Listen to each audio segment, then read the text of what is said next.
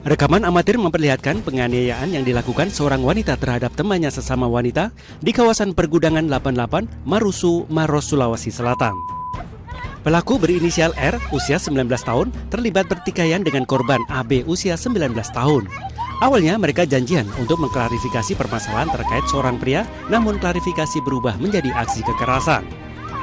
Pelaku naik pitam dan langsung menyerang korban dengan cara memukul wajah dan membanting ke jalan hingga menginjak tubuh korban.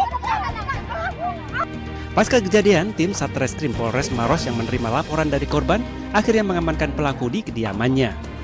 Menurut polisi, pelaku nekat melakukan penganiayaan ke korban yang merupakan rekan kerjanya di salah satu tempat hiburan malam akibat persaingan asmara.